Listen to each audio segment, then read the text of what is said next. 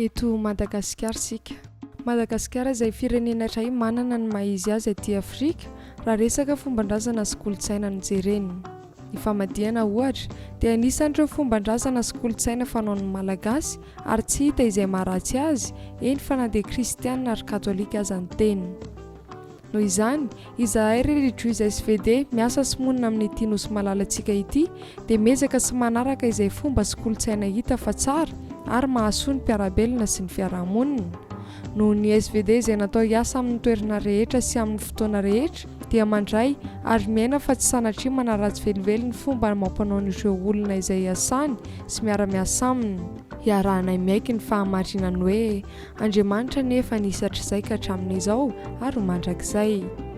Izay fankatoavana ny tsara amin'ny fomba mampanao ny olona izay dia tafiditra amin'ny ilay antsoina hoe dialogue interculturel ary dia singa anankiray izy io izay miara-mizotra tsara amin'ilay antsoina hoe dialogue prophétique izay makany amin'ny fiainana sahady ny zavatra novoizin'ny fiangonana indrindra tamin'ny Vatican faharoa hoe inculturation.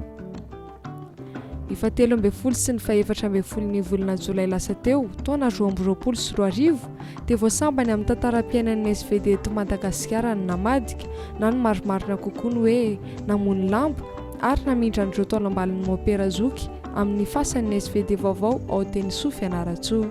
Itompok'ilay Mopera Joseph Totevay, SVD izay nodimandry teo amin'ny 17 taonany ny 14 volana Novambra 2024. Torak'izay ihany koa 10 volana tao aoriana dia nodimandry ihany koa itompok'ilay Mopera Antonius Bikikedang ny 15 volana Aprily taona 2024 izy no nodimandry rehefa nivahiny teto an-tany nandritra ny 17 taona. Marina moa fa izy roa lahy ireo dia samy teratany Indoneziana avokoa no anisan'ireo SVD mpamakilay taty Madagasikara fa indrindra tamin'ny diocèse ny Mananjary. Itompok'ilay Mopera Joseph Tote moa dia nalevina tany amin'ny fasan'ny diocèse Mananjary ary itompok'ilay Mopera Antoine kosa nalevina tany amin'ny fasan'ny Mopera Jésuite eny Ambohipanja Antananarivo. Ny 13 Jolay 2024 fahatongavana tao Tenisoa Fianaratsoa. Vatany vao nigado natao an-toerana ny taolam-balin'izy ireo dia notsenain'ireo pretra, frera, seminarista miaraka amin'ireo laika namana SVD marobe tamin'ny amponga sy ny mozika ary dia navantana avy hatrany tany amin'ny chapelle ao Tenisoa mba hanaovana alim-bavaka sy fiaretatory.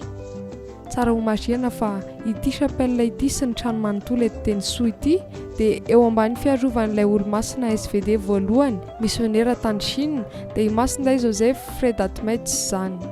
Ny fandrombonana ny arahana teto ny alim-bavaka nandritra ny alina manontolo ka mandra-maraina.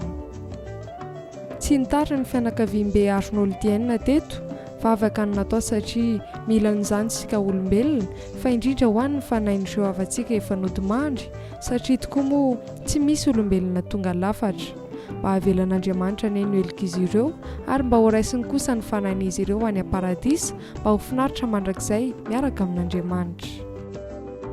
Ny alakamisy 14 volana Jolay 2024 niarina n'olotra nisorona masina ary dia tonga maraina koa ireo havana, tapaka sy namana izay nasaina ho amin'izany vavaka faratampony izany.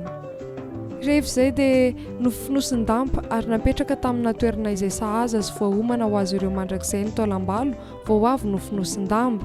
Marina tokoa ny ohabolan-drazana hoe velona iray trano, maty iray fasana, ato no fonenan'ny SVD mandrakizay eto Madagasikara.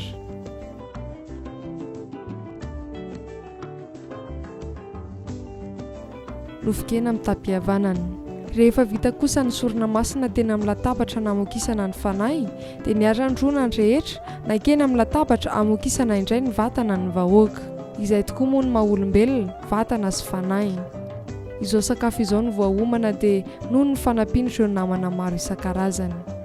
Isaorana ireo izay nandray anjara feno tamin'ny fikarakarana azy, tao indrindra ireo namana laika SVD teto an-toerana teto Fianaratsoa.